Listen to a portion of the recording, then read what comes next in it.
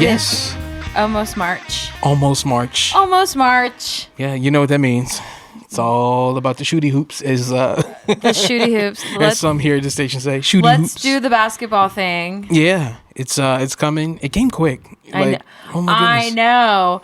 I know. Right around the corner. Like, I feel like it was just yesterday. We were like, oh, cool, football's gonna be over. Then we'll be in, basketball. And now we're here. It's like, oh, the end of like basketball. I think in our first episode back after football season, we're like, it's slow season. It was slow season for like 2 weeks. Yeah, and then it picked it right back up, and we looked up and we're like, oh, we're in district play. We're in conference play. These games mean something now. I'm so tired, and we haven't even started. Oh, I know. Just I think it starts with looking at the schedules, and it's like, oh, wow, how do we do this? I know, and the biggest issue that we have is that we're not octopus. Yeah, Octopi. Octopi. There you go. Because plural. If we had 8 arms, or if we had little mini versions of ourselves that could go to the, we don't have enough people here working here to help.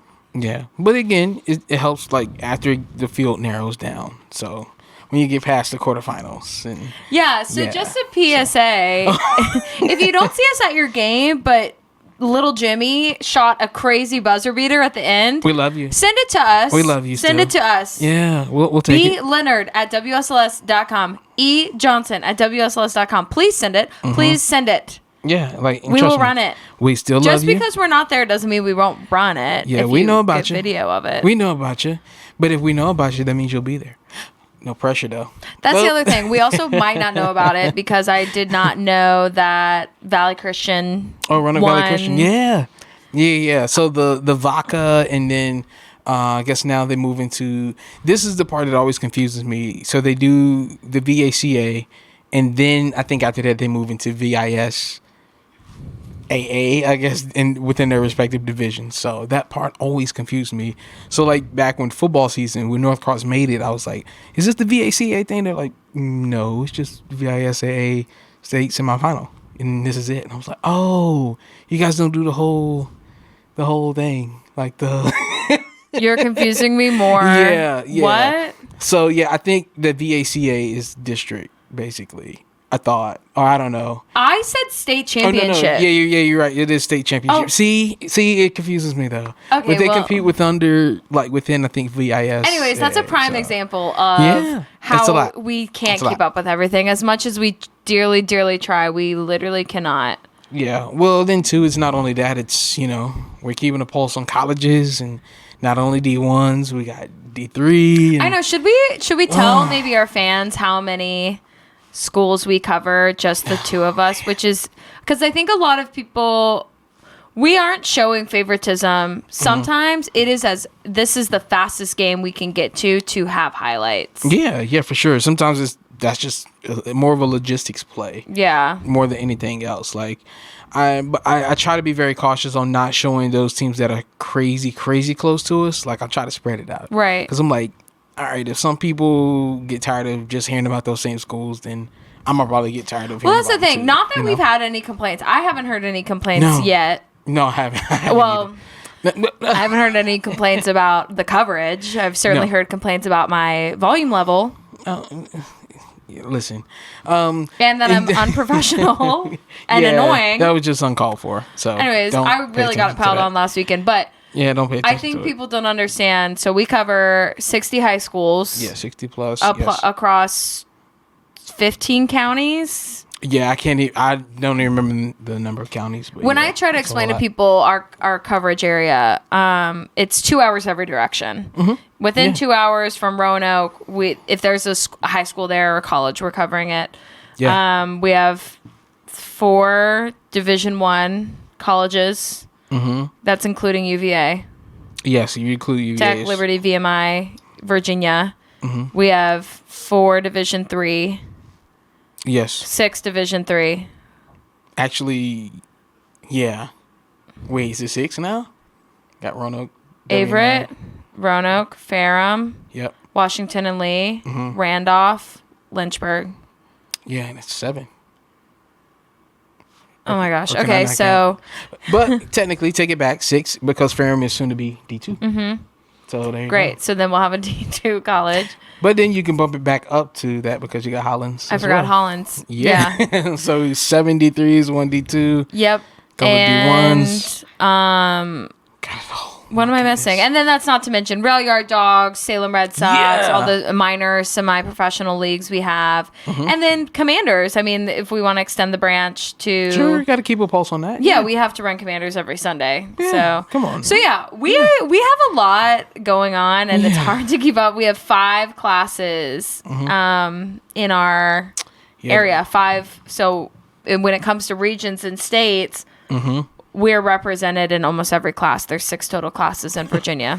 Yeah, we got somebody in most of them, 2 and 3, 1, I 2 forgot and 3. Radford. I'd say. So Division 1. I think you named Radford. Yeah. Liberty, Tech, UVA, VMI, Radford. Oh. Anyways, we are so busy. This is not like I'm not making. I mean, I am a little. I'm just giving. just giving context. So when you see us at a school, for example, I've gone to a Salem girls basketball game twice, which is pretty. I mean, that's like a lot. Twice, seeing the same team twice, but that's merely because a lot of the times we're anchoring and we only have an hour to go bus somewhere, and you can't drive to Narrows in between dinner breaks when we're by ourselves anchoring. So.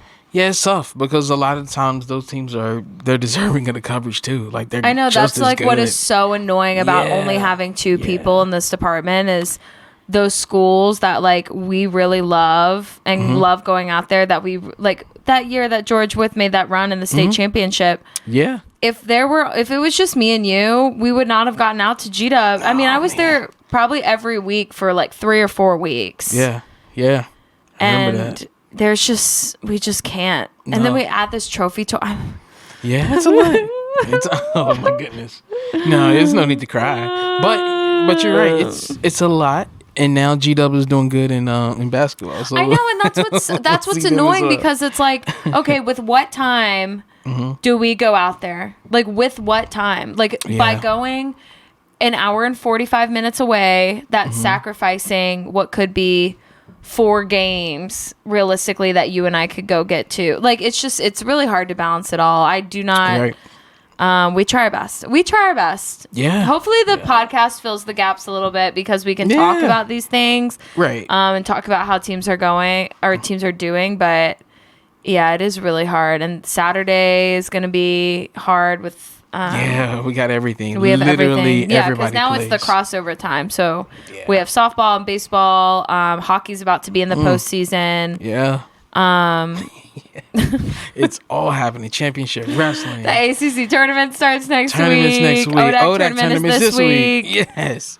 Yeah. What you want? It's like what do you want? I know. What you want? You know what we should do? How about if anyone is still watching TV? Okay, send us an email and just let us know what you want to see in the show, and then based on the one viewer that emails us, we'll run it. Can you imagine if that's how like? Fine. Like, if that's how we did coverage, TV? okay. Wow. I mean, we can't get to anything. How about we can't get to everything. Yeah. Let's just people would just say dogs. We got an email the other day that said, why don't you cover the rail yard dogs? Yeah, I'm like, I don't know why they're not seeing our coverage. I think they're mistaking, like, turning to the wrong channel. Because we're there pretty well, as I say often, yes, for sure. Yeah, we're there pretty much. If they have a 3-game home stand, we're there 2 out of the 3 days. Oh, for sure. You are, sure. not me. For sure you. Well, I can't walk up the stairs to get to the top to shoot. Which is why we get there. Right. We get there. But yes, I say this all the time that this area is so conditioned to the legacy station. And even if I am the only one at the game, people still will go home and turn on that channel. Sure. For those highlights. Sure. Even if they're not there. Like it is, I mean, it's just conditioned. And I think that is what it is that people think that they're watching one station and it's not. Because there's certainly things that we don't have that another station has. And Sure. Well, the confusing thing is the ones that the ones that know our call letters but don't know our station number, or vice versa. They know the station number but the call letters. And I'm like, I wonder what you're really tuning to at home if you can't get it correct right here in front of my face. But You know, we try to get weird. everywhere. Yeah, it's weird. We just try to get everywhere. We blast it on social as much as we can. What I was going to say was if we did extend it to the public, I think people would just be like, go to the Rail Yard Dogs games. Because at least here in Roanoke, people love those dogs. Yeah, that and and high school coverage. I think like people would be satisfied. And just Except, I don't know. I can tweet as the day is long about whatever high school hoops. Nobody cares as much as my women's basketball tweets. That's very true. I don't know what it is. I do know it's because when you show face enough, a lot of those people watch us because of the Seattle run and going out and I was gonna say, that having a local presence there. Like that made a huge difference. Made a pretty big dent. Yeah, people love the Hokies. I would say Tech women's basketball is like number one in this area in terms of traction. Is that the word? Sure. And we can't even share the highlights on the web. Oh, I know. Which is crazy. But they still love it. They still love it. They still watch. Yeah, they watch. They say, "Oh, I saw you did this. I saw you did that." So, I think Tech women, Rail Yard Dogs, high school. Those are like the three. Yeah. The three big ones. And then 2 out of those 3, they know that you can't really like stream. You know, you can get high school stream coverage and you can stream Rail Yard Dogs, but the average sports fan in the city is not paying for the subscription to stream the hockey games, and same with the high school stuff. Now some parents are kind of jumping on board with that.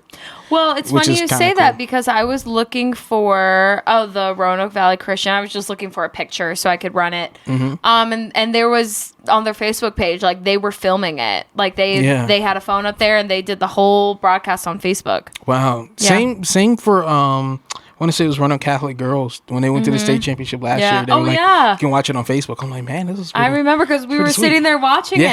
Yeah. Got so close. Yeah.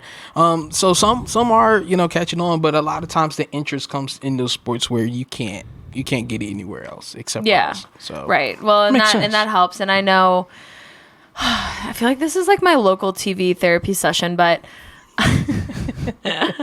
like, it's just so frustrating that people don't watch the news. People don't seek it out, I guess I should say. I think people watch it, but people don't seek it out. It might be on between programming, things like that. Great. Because your news is on your phone. That is the beginning and the end of it. And I'm the same way. If I see a tweet, I mean, it always starts with a tweet. It never starts on TV. It always starts with something on social. Then I'm going to Google it. Then I'm going to follow up on social. Then I'm going to check my email. But that's not a luxury people have. But, see if something came down. I'm not turning on the TV. The only time I remember turning on the TV recently was the attempted assassination over the summer of President Trump. Oh, yeah. Yeah. I remember we went home and we turned on the TV because we knew it was a rally, so there were so many news organizations. Yeah. But outside of big events like that, people are only seeking out television for sports and weather.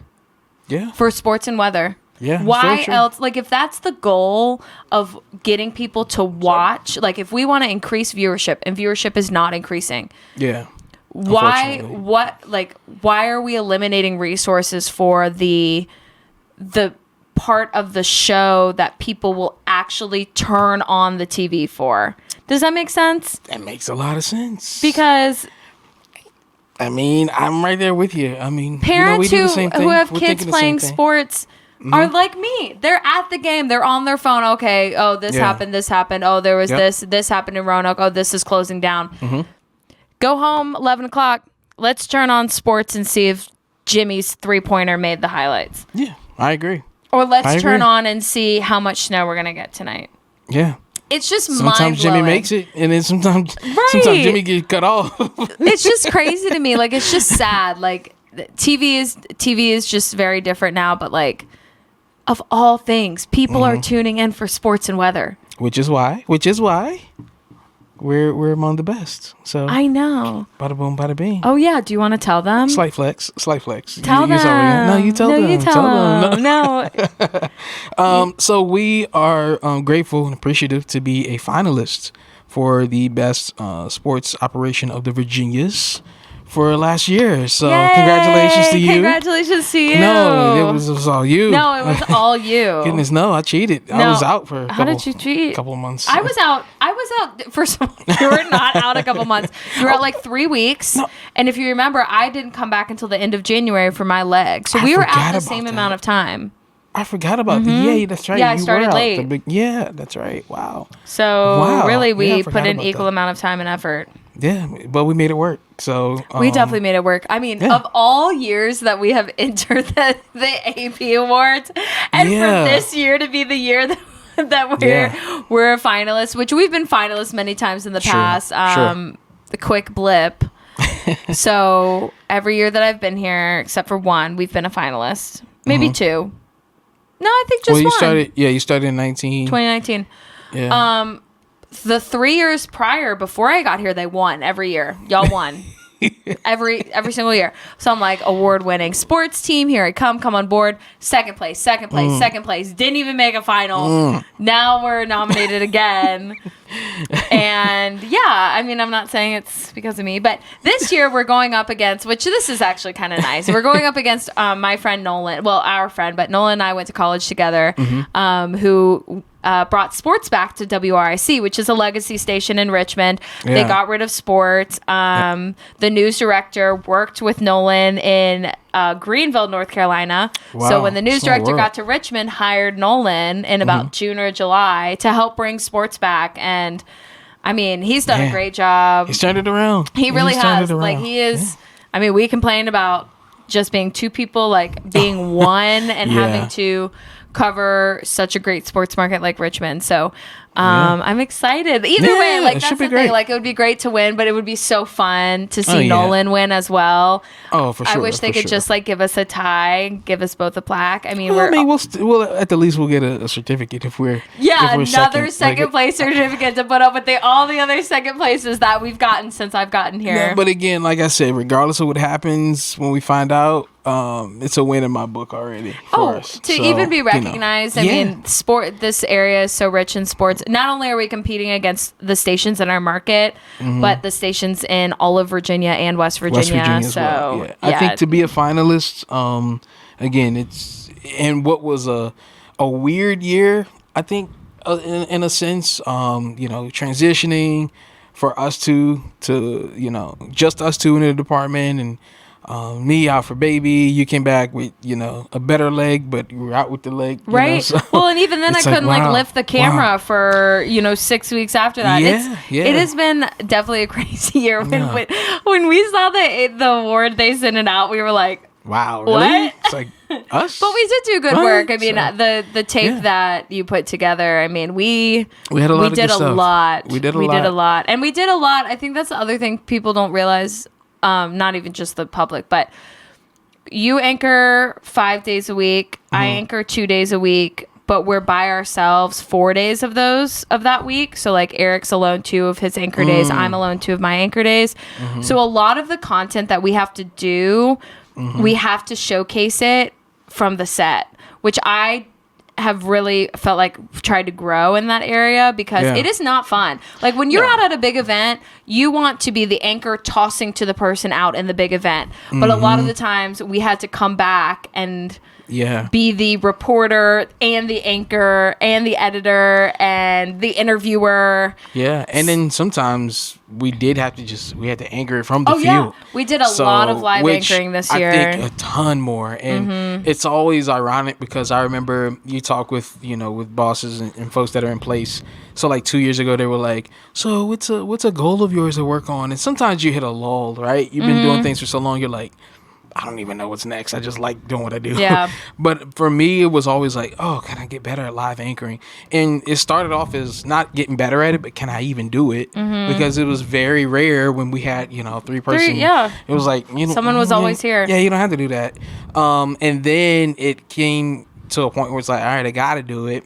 Now we got to do it even more. Oh, it's constant. And I believe we had 2 instances last year in which I was at like the Real Yard Dogs, and I tossed to you, who was live at the Game of the Week, or at the Dogs, and tossing to you live somewhere else. And it was a couple of those instances, and I'm like, man, how in the world do we pull that off? I don't know. It used to be so intimidating, but now it's like, that's second nature. I would prefer now at this point to live anchor than to bust back here and try to slam a show together and drive on 81. Like, if it's even on Saturday, if we didn't have so much going on with that tech game, if it was just a normal Saturday, I would have just done it from tech. For sure. I mean, because it's like, what is the point of driving all, if it's going to all look the same, you know? The only difference is the lights in the studio might be a little better, and I might have on a dress, but. Right. I mean, I think about that, you know, and what kind of impact does it have to just be live anyway? Even if you can, the time allows you to get back to the studio, like, during the week, like, I don't know. It might just be best to just go ahead and knock it out live. Even on Sunday for the women's game, the game was at 2. So I went. I said I'm going to shoot first half, drive back. I didn't produce any of my show beforehand because usually 3:30, like I can still get it done for 6. Sure. Well, I drive back. By the time I had queued up the race to roll on, watched the end of the women's game, you know, started writing.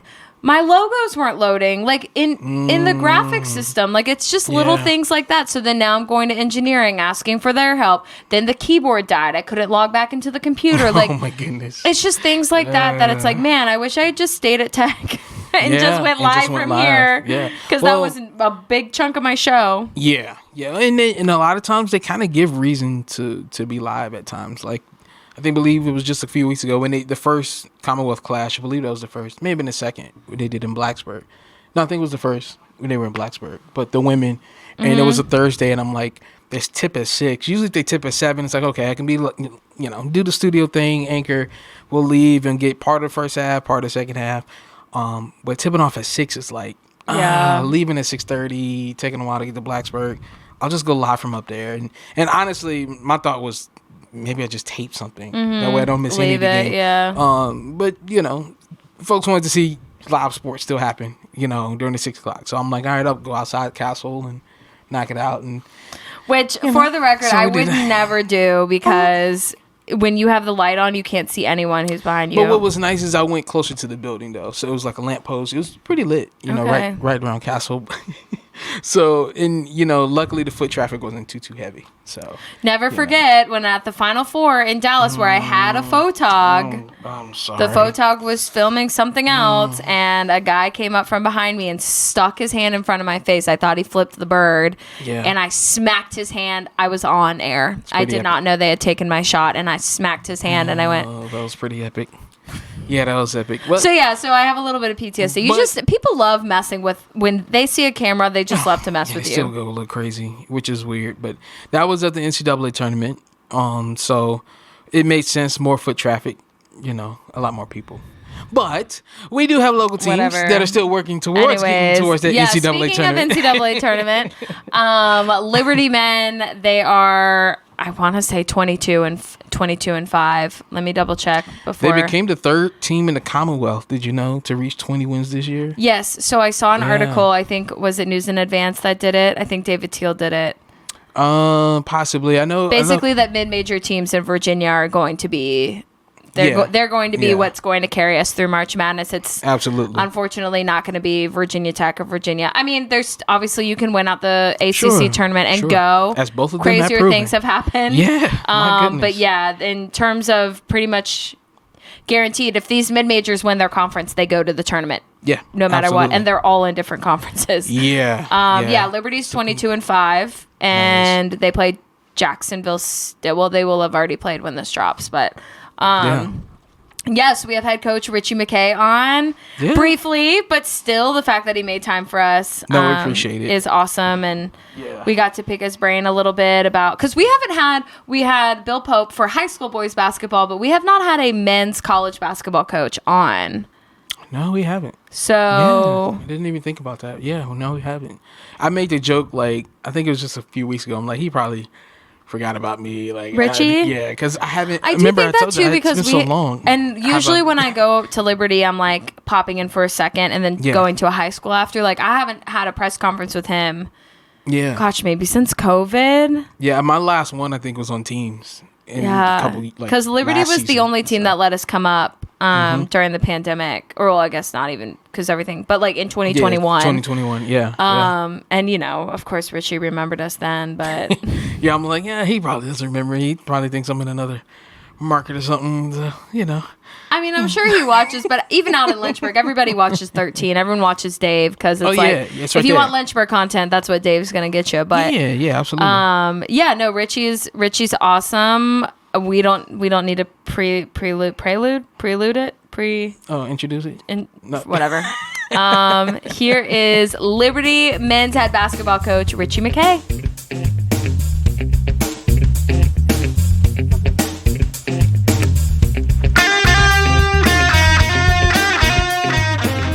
Welcome back to Foul Check. We are joined by Liberty men's basketball head coach Ritchie McKay. Ritchie, thank you so much for taking the time to join us today. Yeah, Brooke, Eric, thanks for having me on. Glad to be with you, and I'm excited to see if we can't talk a little bit of basketball. Although I don't know, with the name of your show being Foul Check, I hope we don't foul too much. Thanks for having me on. Let's do it. Yeah. We won't take it to the double bonus, just the bonus. How about that? It's goody. I like that. He's Give you a quick little with it. Little 1 and 1, right? Oh my goodness. Well, Coach, like you said, the name of this podcast is Foul Check. We are essentially, answering questions that the sports curious have about the men's hoops game. But this is season 2 of this podcast, so we assume that our listeners know a lot about basketball at this point.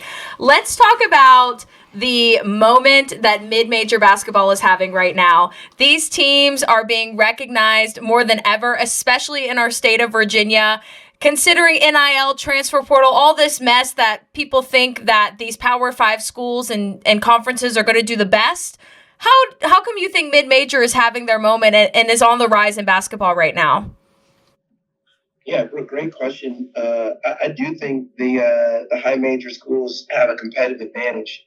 It's economics, right? They have the opportunity because of the collective and the different, I'll just call them salaries that they can incentivize student athletes with.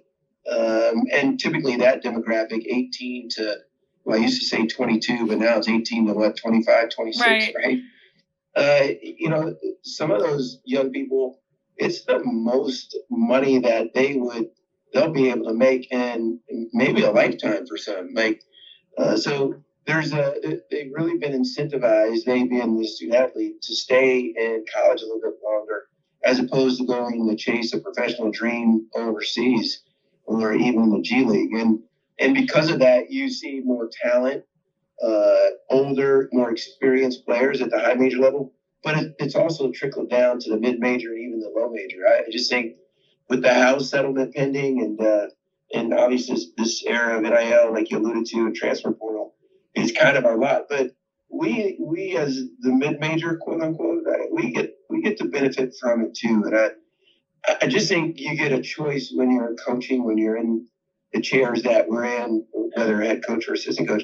You can look at it as, man, this is really hard. It's not what I'm used to. It's like it's unsolvable. Or you can appreciate the gift it is to have a chance to influence young people and maybe go back to the why you got into coaching. So for me, it's the latter. I love being around our guys.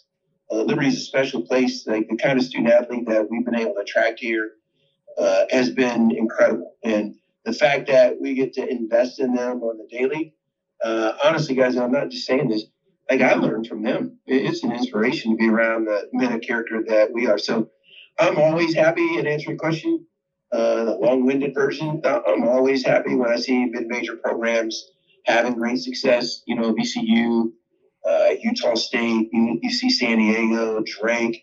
There's a multitude. Belmont's always traditionally terrific, and even in our own league, we've got the best conference that Conference USA has had maybe in the last decade. So I hope it translates into NCAA and NIT success as well. But happy for those of us that have a chance to maybe make a dent on the national scene. Yeah, I was going to ask, obviously the pressure is there, I feel like, for those coaches, especially at the higher major, institutions and such. For someone like yourself, how have you managed to navigate this new era, but also stay true to who you are and true to the brand in which you want to bring to your program? Yeah, Eric. Yeah, it's a really fair statement. I don't think anyone would ever know the exhaustion or the pressure that a head coach puts on themselves. Like, don't get me wrong. I get there's external pressures, expectations from internal or even external, your fan base, social media, all that. All that's real, but that's real for the student athlete as well. But when you sit in the seat of the head coach, you feel responsible for every little aspect of your program. So I don't know if people will ever know the burden that we carry unless you sat in that seat. And it doesn't make us better or anything like that, but it is a seat that I think can give you some angst if you don't appropriate it correctly. And for me, the way I do it is just in my faith and living in my true identity. Like, I always want to be someone that like it makes the shift, and this has taken me a long time to get here, but make the shift from being me centric to other centric. Because I just think when you really commit to being a part of something bigger than yourself, or realizing that we were never created for just ourselves, I really think that's the win. That's the joy. Like, think about that. When's the last time you served someone else and felt badly about it, right? So I just think trying to get outside of those pressures and those expectations, because usually three things will jam us up: our own sin or frailty, other people's sin or misgivings against us, and unmet expectations. And I want to stay unjammed up from that. And the way I do that is making sure I try and think about someone else or rely on who God's created me to be. Absolutely. Yeah. How do you see that directly translate to success? I mean, I think when I think about Liberty and this basketball program, obviously I think about you, but my first year was that 2019 team that won the ASUN and was a week before the pandemic that they were about to go to the big dance. Do you see that translation in the kind of kids you recruit, the character from that team, and how it translates to success? Yeah, Brooke, you bring up some bad memories. Great memories in that. Like, that was the last game of the Vine Center, and it was rocking. Like, it was one of the neatest. Again, I spent 6 years at UVA and John Paul Jones Arena.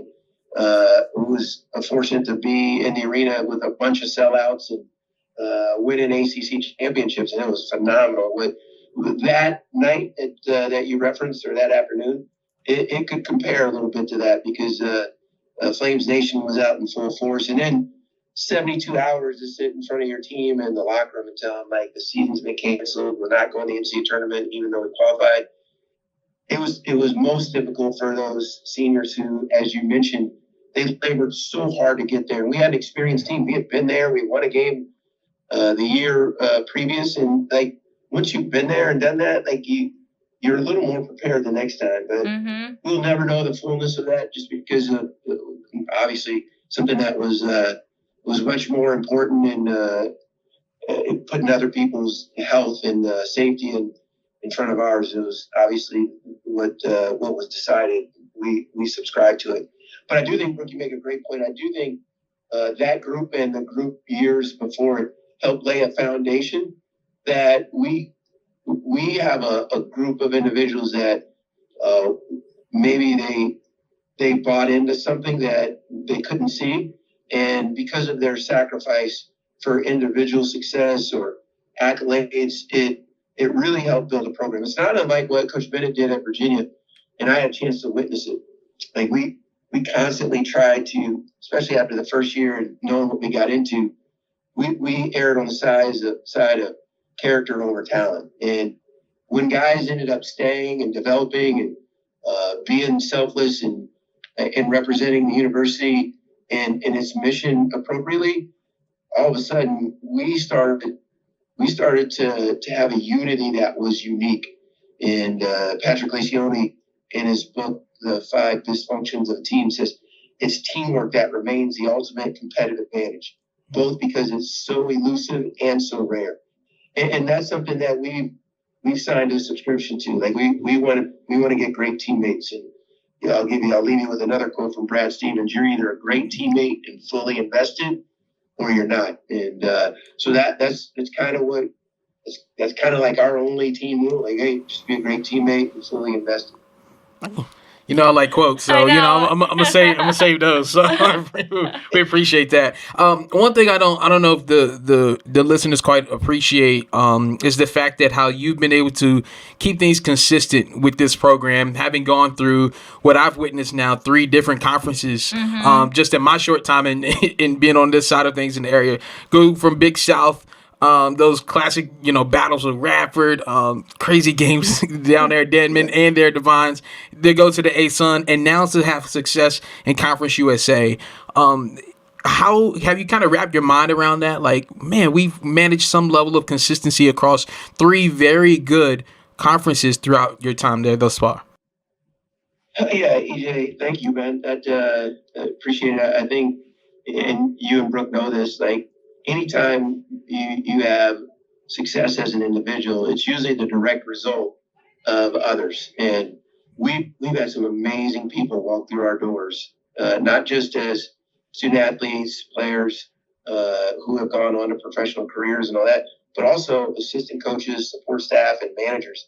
And fortunately, we've got an administration here that really believes in what we're doing and the importance of athletics, and they stay invested in it. So, and I think he's just blessed our pursuit. We probably define success a little differently than others, because, man, like, when it's all said and done, yeah, I want to win. I have this sometimes addiction to winning, which is not healthy.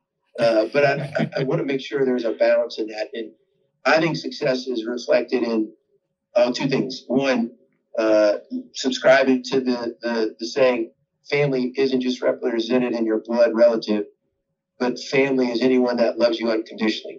So I hope our program is permeated with that overarching unconditional love actualization, not just in word, but where guys really experience what they feel like, man, they love me not just for what I can do for them, but they're much more transformational than transactional. And then secondly, like, man, I hope people come through our program and go out and in their own identity and their own gifting, like, they make the world better in their program. So I think our intention in pursuing that, maybe that version of success has allowed us a little bit more freedom to experience what the world would subscribe as that's successful. I know that Eric's mind is like just the wheels are turning. He loves inspiration and stuff like this. We're going to close you on one last question, Coach, because I know it's a busy week. We're not going to touch on Jax because this is going to air after the fact. But as we're closing out Conference USA play, heading into the tournament here soon, the conference tournament that is, you said it, you have built this foundation of a type of player and a type of character at Liberty, a kind of team. You've been to the NCAA tournament. You've had that taste. Do you feel like this team has, what it takes? You only have 5 losses on the season to go on and hopefully make a run in this postseason. Yeah, Brooke, I love your question, but I won't get trapped by it. We play in the 8th or 9th best league in America, so making the NCAA tournament as a mid-major, I think Rick Pitino, someone said it's one of the most popular coaches. I think because he was at Iona and having been at the high major level all of his career, he realized when you're in a one-bid league, it's really like threading the eye of a needle. Like, you've got to be so precise for 72 or 96 hours, whatever it is. And that's really hard to do, especially with a league that's so balanced and so competitive. Mm-hmm. And there's no built-in reward for winning the regular season other than getting a higher seed. But since you're playing on a neutral floor, it really is going to come down to the matchup and not what number is by your name. So this group, yes, they have the character and the emotional maturity to do it. Yet, I'm not naive. It'll be a very arduous task because of the quality of coaching and student athletes that we would have to compete against in order to earn that bid. But that being said, like, I trust our guys. I love the way they play, the appreciation and the gratitude that they'll have for being able to play the game, and hopefully we end up competing for the not only regular season crown, but the conference tournament crown, because we certainly would like to continue our season. Looking forward to it. It's always that time of year where we're like, all right, who's going to make us stretch the budget a little bit more? So maybe you guys will have us do that again as you did a couple years ago, when we had to go out west with you guys. So we would love that. I hope you guys are joining us somewhere in postseason. Yes, right. we Absolutely. hope so too. Thank you so much, indeed. Coach, for your time. Good luck in the coming weeks. We hope there's a lot more games in the future for the Liberty Flames. Yeah, thank you guys. Thanks for doing what you're doing for us sports enthusiasts. I really appreciate you having me on. Yes, of indeed. course. Thanks so much, Coach. We appreciate you.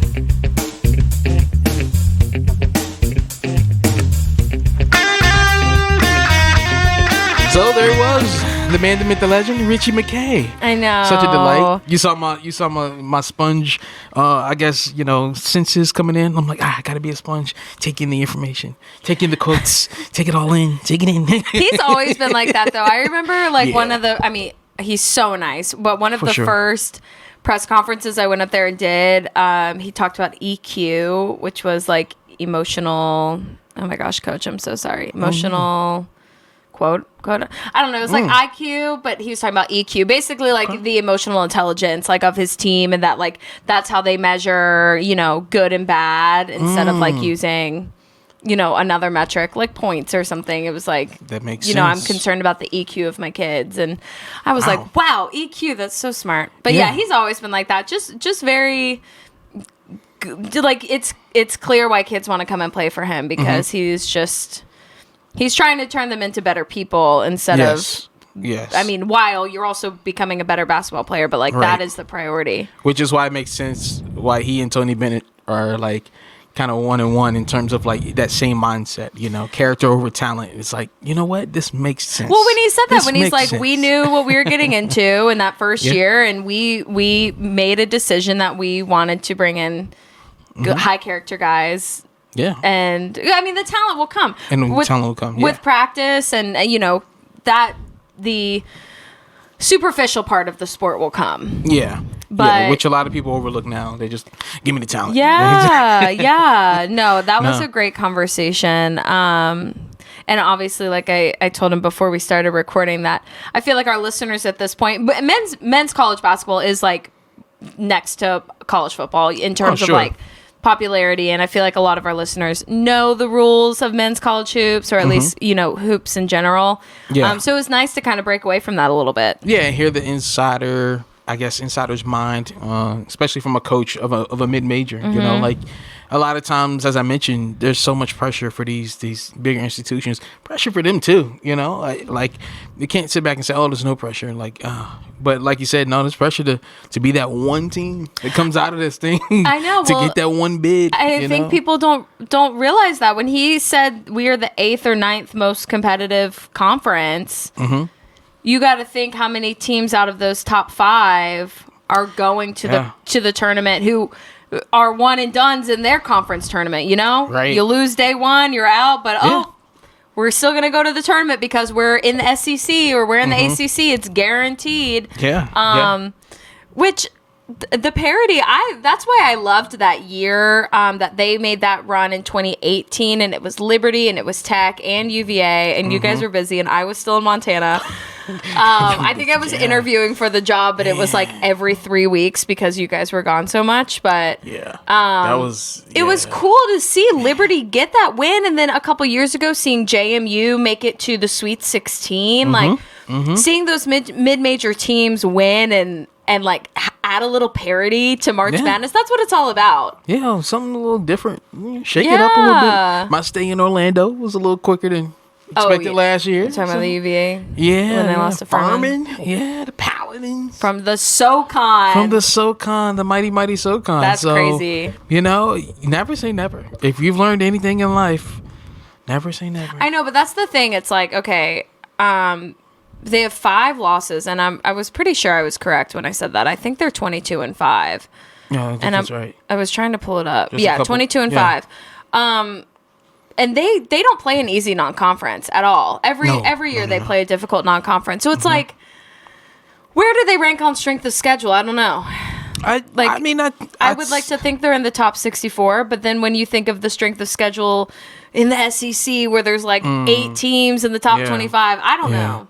I think they're in a comfortable position, I'd say. I mean, playing one of the first games I saw them... Like comfortable as in they could get in without winning their tournament. I wouldn't say that, only because of the conference. Like, yeah. I mean, it truly is just a one bid league, unfortunately. I mean, they could have no more than, 5-6 losses on the season and still not get in. That's so crazy. Crazy. But one of the first games of their season that I saw nationally televised was when they were in Maui. I believe it was Maui, and they played on K-State. And I was like, wow, Liberty's pretty good. This was the year they kind of gelled it together for sure. They got all the right pieces. Athene was shooting threes, and like everybody like had good post presence. I was like, wow, I think Liberty's going to be pretty good. Well, and Taylon Peter, he's probably is he a freshman? I think he's a freshman. He's like such a good player. If we had more time with Coach, I would have asked about him because I ran a highlight on them Saturday, and it was on a literally. Well, this was before the breakaway, but it was in transition, a big pass. Popped it up to him. He looked like he was about to dunk it, and then he was like, nah, I'm not going to be dumb. And he went back down, took a dribble, turned around, put a layup in. And then later in the game, he had a breakaway and put a big dunk. And I'm like, that's like the intelligence, I guess, as a freshman to think twice for a second before you think about the moment. Yeah. Because of course everybody wants to dunk. That's the fun part. But yeah, he thought about it, was like, no, it's okay. I'm just gonna get my 2. I'll come later. But yeah, I love watching him. He's a freshman, right? Yeah. Our internet does not work in here. Oh no. Pretty sure he's a freshman, and one in which they like kind of expected to play a role, but maybe not as big as he transferred from D2. From Division 2. Okay.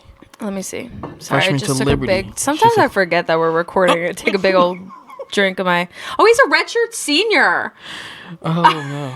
Peter is? Yeah. Oh, that's not who I'm thinking of there. Who are you thinking of? There's a freshman that's getting like ample amount of playing time. It's kind of he's a sharpshooter as well, though. Look at the roster. Sharpshooter as well. Yeah, this guy came from D2 though. I mean, talk about a good get. Well, and again, that's an example of like, hey, somebody waiting their turn, waiting the chance just to break out. I mean, I think of not taking it to another program, but I think of Jarvis Moss at Radford. Like the kid was at Davidson. Yeah. The kid was, I forget, he was at another school as well, and now he's at Radford. I'm like, oh my goodness, like he's been everywhere. What is delayed will not be denied. Oh, okay now. Come on now. All right. Which apparently is in the Bible. All right. Did you know that? Maybe not those exact words, but yeah. Okay, period. Okay, the roster is not loading, but anyways, Liberty, I mean... They're there. Check them out. I know. They're legit. I didn't mean to bring up the 2019, but like... You brought it up in a positive sense. Yeah, well, those kids were so good and so nice, and gosh, Darius McGee, he was a little freshman. Yeah. Oh my goodness. Wow. Yeah. Coach McKay has really had some great kids come through that He's program. had some good ones, and like you said, sitting there in little old Lynchburg, as some may look at it, right? Like, yeah, they make it work. I mean, you have also the nicest facilities ever. Well, not to mention, that's a great recruiting visit up there. Yeah, but I think about that same year. They were just talking about it the other night. Like Florida State, like if COVID hadn't come through, and like man, that team, it's like, oh man, so many missed opportunities. Those really for like, I feel like not just that one season, but 2 or 3. Just because of COVID. That year was crazy, Eric. I will just never forget being at the Vine Center. Like you said, they had just won. Yeah. And COVID was like in the air. Yeah. Like there were millings, but nobody was like, they're going to cancel the tournament. Like they were punching the ticket. Oh, it was so fun. I remember I wore yellow. Don't know why I remember that, but... COVID, you remember a lot. And then you went... I know. And then I came back... And you were down in Greensboro. Yes. And you did the men's. That was like the same day, actually. Yeah. I think that Liberty had won, and then like the following Tuesday, that's when you went to Greensboro. Yeah. And they called that meeting at half court. Right. And I was in, so I was on my way down, getting ready to leave. And I remember at the time there was someone, that they were like, basically, you're still going down there. And I was like, oh yeah, of course. Like, I was still going to drive because I didn't stay overnight. So I was driving back and forth to Greensboro. And they were like, well, don't think you're not working. You're still going down. I was like, oh, absolutely. It's a new story now. It's come on now. I throw the other hat on. So, yeah. That was crazy. That was crazy. Yeah, I hope nothing like that ever happens again. Yes, let's not even ever happens again. Try to bring that up anymore. Because I do think that was like arguably the best Liberty team. Ooh. At that time. I think they were in the way of I think they were better than the 2018 team. Oh, yeah. Okay. Yeah. All right. I can see that. But I can see that. You can't think about what ifs or what could have been. Like, you have to turn the page and move on. And here we are 5 years later, approaching. I mean, this is their best record in a handful of seasons. Yeah. They were what did I tell you, third team in the Commonwealth to reach 20 wins this year? Yeah. And you made a good point. Transitioning from between three different conferences. Oh, my gosh. Yeah, from Big South to ASUN to Conference USA. And again, that's just in my short amount of 9 years now? That's such a big deal. 9 years? Yeah, 9 years now. Sorry, yeah. I have to do math. Well, maybe even 8. But like, it's like, wow, they've been able to stay consistent throughout that time. I know they've always been good. And I love going there. I say that all the time. I love Liberty Arena. I can't believe you've never been there. They're so nice. You literally just go down the elevator and you sit on the floor right there. Everything's close together. The bathroom's right there. The water fountain's right there. I mean, it is so... Nobody's, like, asking you where your credential is that much. I mean, it's like they see you with the camera. Like, nobody's hunting you down. Okay, I'm not saying Liberty doesn't have good security. They definitely do. But in, like, a demeaning way, you know? Like, oh, there's a woman here. Where's her credential? Which happens sometimes. Liberty does not do that. It's fine. It's okay. Yeah, that shouldn't happen. But no, Liberty gets it. They're the best. I love coming up there, and I can't wait. Except I miss... No, I guess that's what happens when you move conferences. You got the big bucks. I miss when they would host, or the top seed hosts in that conference tournament. Yeah. Because now it's all down. It's in Huntsville this year, Alabama. Yeah, it is in Huntsville. You know, the one that really threw me off a bit was, I believe it was the Big South in Johnson City. Yeah, I was like, oh wow. Yeah, somebody said that to me the other day. They're like, "What are we gonna do in Johnson City?" I'm like, I don't know. I do know. Visit family? Yeah. Well, it's in the mountains, but yeah, I mean, there's a couple restaurants. I dated a guy who went to East Tennessee when I was in college, and I went and visited him, and we went to a restaurant that had cheese bacon fries.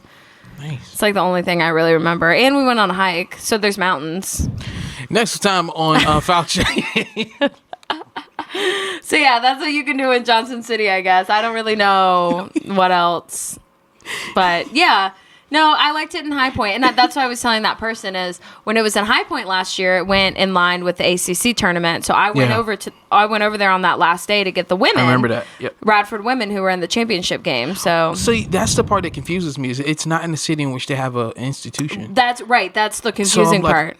Oh, okay. It's more of a tourism reach out type situation, I guess, just boosting tourism there. But I guess I don't know. I liked it in High Point, and the Q Center. Have you ever been there in High Point? It looks great, my gosh, you want to talk about swanky? It's like up there with Liberty Arena. Like, it is nice, and you know how you know it's nice? Lighting. The lighting is everything, and the little glowing lighting that's like in the foreground and the background. Yeah, I really liked the Q Center. Okay. That was super nice. The ambiance, so to speak. Yeah. Oh, like our purple lights.